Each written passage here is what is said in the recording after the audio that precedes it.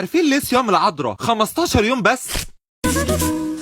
زمان ولما جه الوقت ان العذراء تنتقل من العالم بتاعنا، عرفت امنا العذراء بالروح هي هتنتقل امتى بالظبط. ولما جه الوقت اجتمع كل الرسل حواليها علشان يكونوا معاها الا واحد بس، وهو توما الرسول. لان في الوقت ده توما كان موجود في الهند، فتوما هو اللي بشر الهند وكان بيخدم هناك طول الوقت. ولكن لما رجع توما من الهند راح علشان يزور امنا العذراء ويطمن عليها زي عادته. وساعتها اتفاجئ ان الرسل بيقولوا له ان العذراء انتقلت وكمان راحوا دفنوها. وساعتها توما اتفاجئ جدا، وزي ما احنا عارفين ان توما كان شكاك بطبعه، فقال لهم انا مش هصدق ولا كلمه من اللي بتقولوه، انا لازم اشوف بعينيا، ودوني المكان اللي انتوا دفنتوا فيه امنا العذراء. وساعتها جهز الرسل نفسهم علشان يروحوا للقبر اللي اتدفنت فيه امنا العذراء. ولكن لما وصلوا لقوا ان جسد امنا العذراء مش موجود. كل التلاميذ اتخضوا وقالوا جسد امنا العذراء راح فين؟ وهنا وقف توما وبدا يحكي لهم على اللي حصل معاه، وقال لهم وانا راجع من الهند شفت حاجه غريبه جدا، لقيت ملائكه شايلين جسد امنا العذراء وطالعين بيه للسماء. فوقفت مكاني واتسمرت،